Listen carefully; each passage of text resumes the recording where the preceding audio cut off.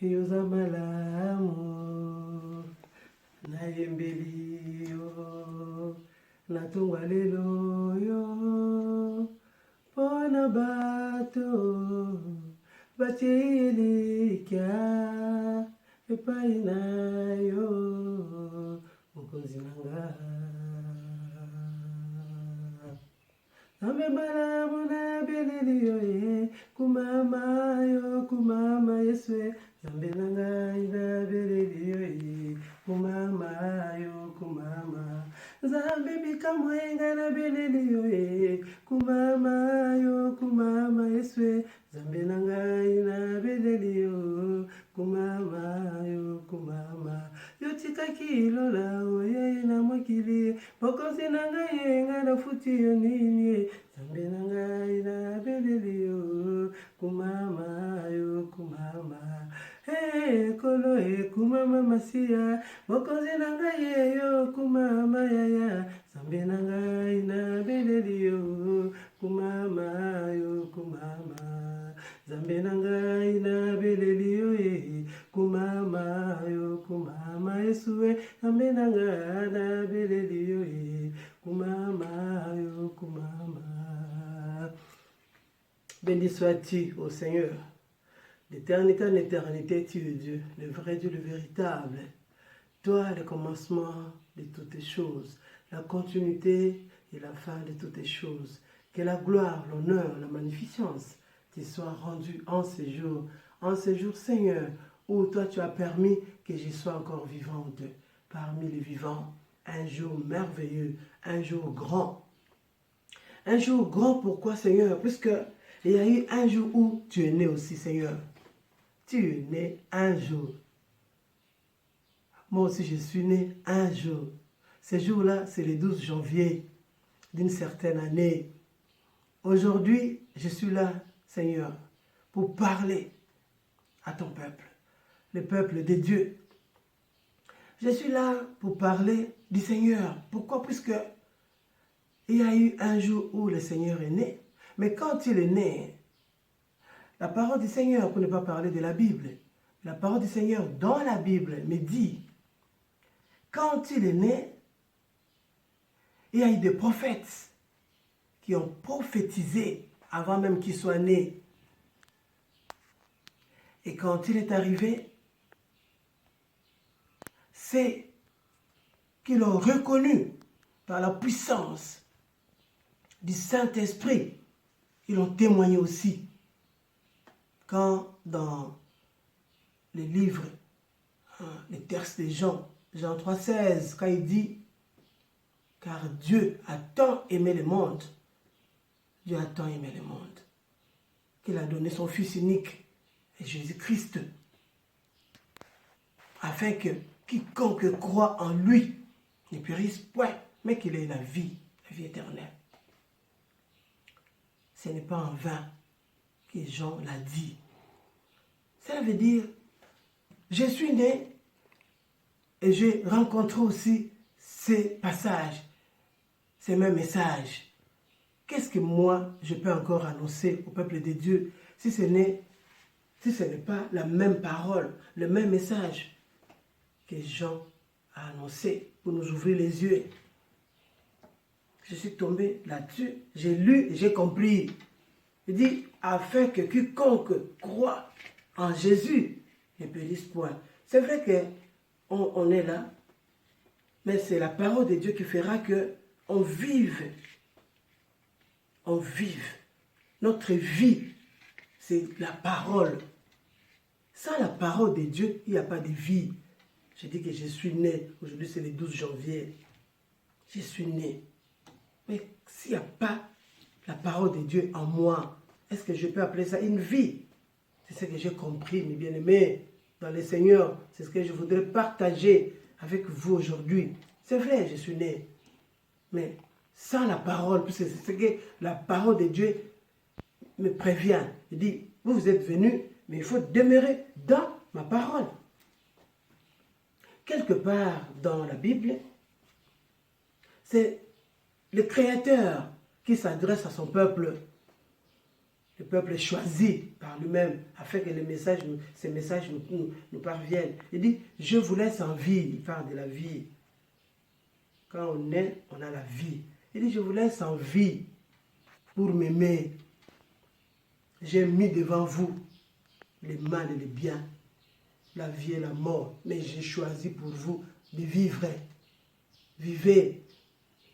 La vie, il explique. Il dit, la vie c'est quoi? La vie, c'est vous devez m'aimer. Vous vivez pour m'aimer. Aimer c'est quoi? Aimer c'est écouter. Écoutez ce que je vous dis. Et retenez ce que je vous dis. Et restez dedans. C'est ça la vie. C'est ce que moi aussi j'ai compris. Qu'est-ce que je fais si je ne suis pas dans la parole de Dieu? Si je n'écoute pas ce que le Seigneur dit? Quel est le sens de ma vie? Quel est le sens de ma vie?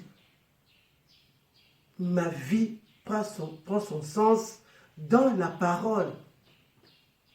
La parole que le Seigneur me donne, je dois rester dedans. Je dois l'écouter.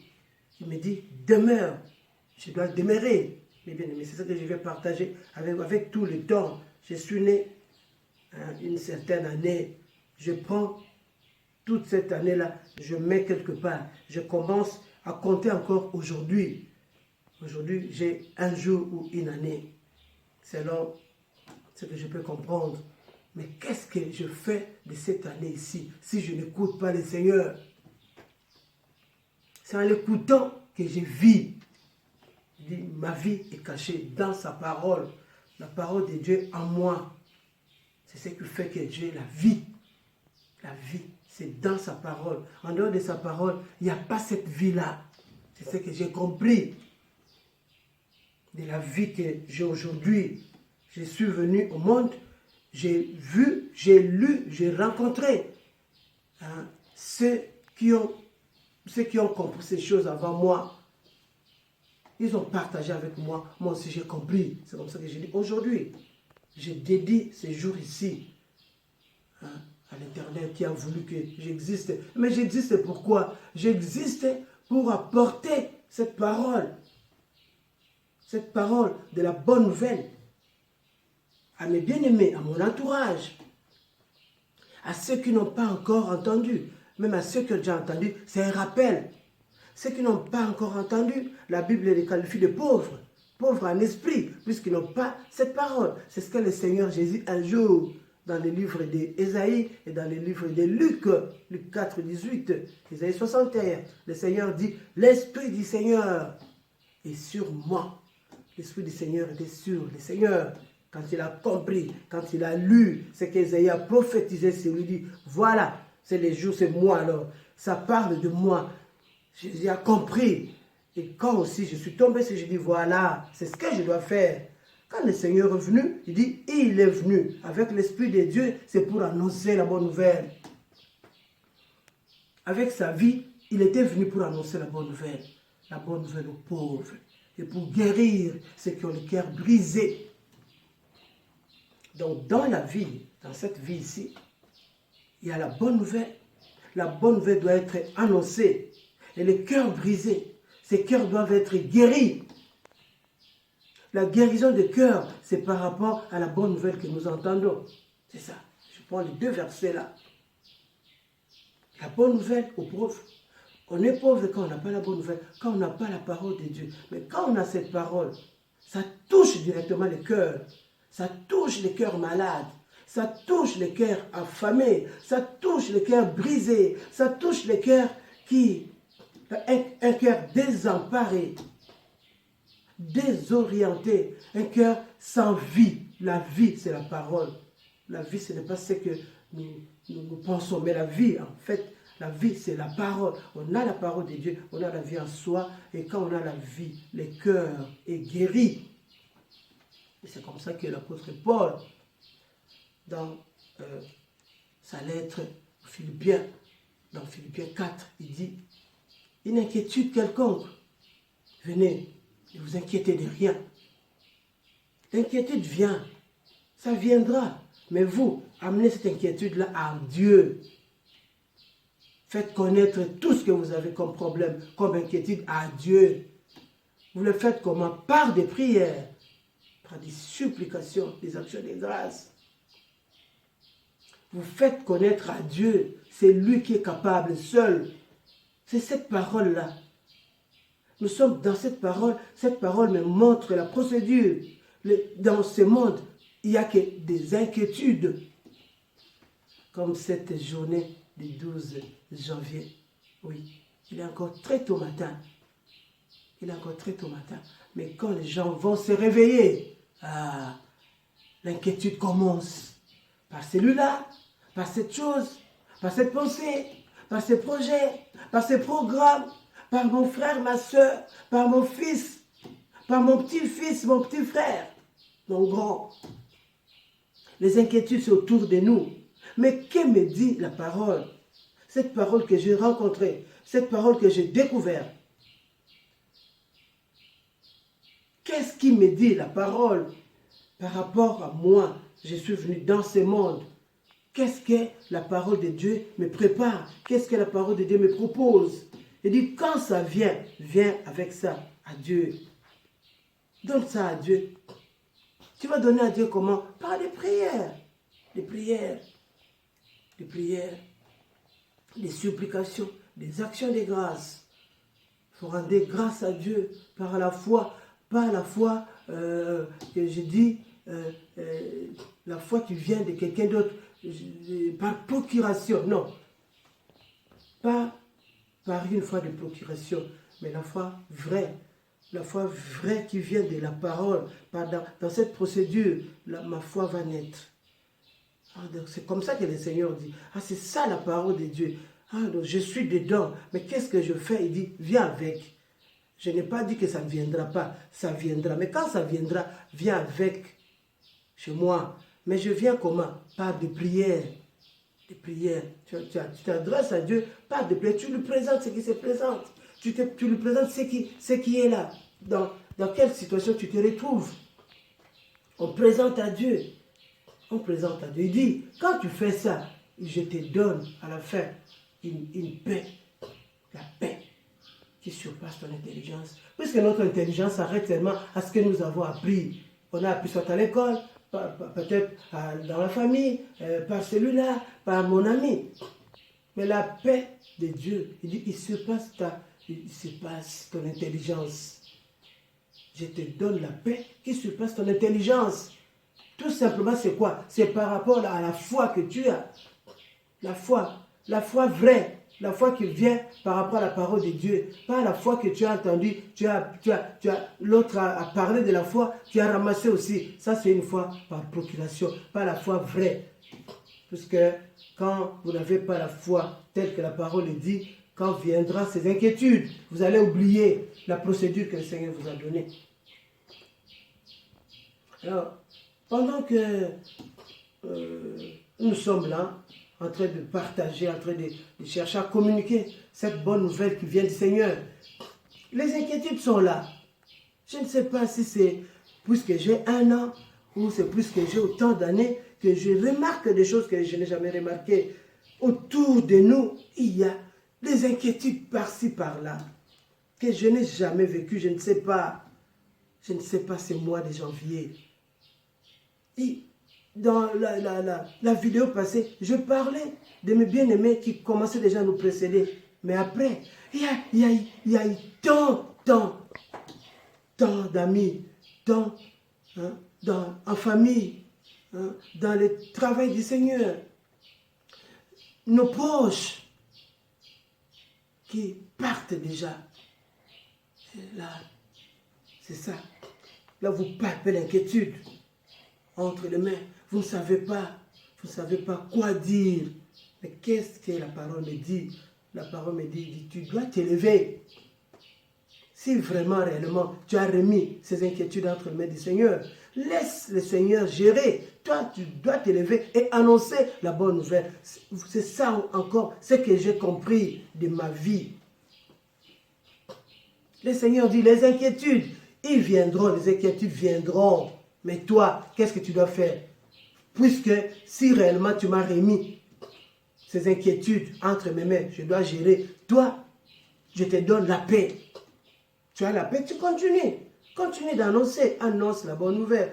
Cette bonne nouvelle va guérir les cœurs. Donc, continuellement, la parole, ça doit guérir. Tu annonces, la parole, ça guérit. Dans l'entretemps, les inquiétudes arrivent. Mais toi, laisse les inquiétudes entre nous. C'est ce que j'ai compris aussi de la parole de Dieu. Donc, ce que le Seigneur Jésus-Christ est venu faire, c'est ça. Il est venu avec la puissance du Saint-Esprit. Il annonce la bonne nouvelle. Et cette bonne nouvelle nous guérit. Et quand Paul a compris, faites ce que le Seigneur a dit. L'inquiétude donne entre mes mains. Et puis, qu'est-ce que l'apôtre Jean dit? Il dit, vous devez croire en celui-ci. Quand vous croyez en Jésus, vous avez la vie. La vie. À la vie, le Seigneur dit, la vie, cela veut dire, je vous laisse en vie pour m'aimer. Je vous laisse en vie pour m'aimer. M'aimer, c'est quoi? C'est continuer à m'écouter. C'est garder ce que je vous donne.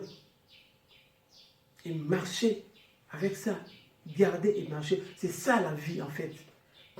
La vie que j'ai compris. Oui. J'ai compris la vie comme ça. Donc, nous devons rester dans la parole de Dieu. Nous devons comprendre qu'est dit la parole. Qu'est-ce qu'il y a dans la parole? Finalement, c'est ça. C'est ça la parole. Vous avez la parole et vous vous préparez. Là, je ne peux vraiment pas oublier. Je suis né. Je suis né. Je suis venu dans ce monde comme ce que le Seigneur a fait. Je suis né, je suis venu aussi dans ce monde. J'apprends ce que le Seigneur a dit. J'apprends. Et puis, dans ce que j'apprends, il me dit, tu te prépares. Puisque le royaume est là. On est venu en mission. C'est comme ça, il dit, je vous laisse dans ce monde, mais vous n'êtes pas du monde. Vous êtes là pour observer ce qui se passe. Vous observez, vous vous préparez. Et puis dire à ceux qui sont venus et ceux qui sont en train de dormir là, ceux qui sont en train de rêver, ceux qui sont en train de penser à autre chose, dis-leur que vous êtes venus pour un temps. On est là temporairement. Temporairement, c'est pour un temps qui est limité. Et puis nous allons répartir pour un temps, pour un temps illimité, pour l'éternité. C'est ce que nous sommes en train de faire. Nous devons savoir ça. C'est quand nous le savons que nous allons nous comporter aussi autrement. Pas comme des gens qui sont venus éternellement. Non, c'est pour un temps. Et pour le temps ici, on fait quoi? On fait ce que le Seigneur nous demande de faire. Nous le faisons. Observons ce que le Seigneur dit.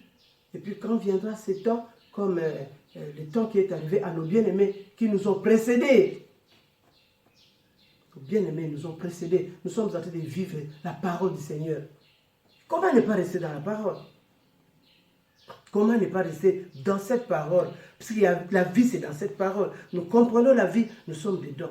La même chose. Je ne saurais jamais terminer le message d'aujourd'hui sans parler de ce que le Seigneur nous garantit.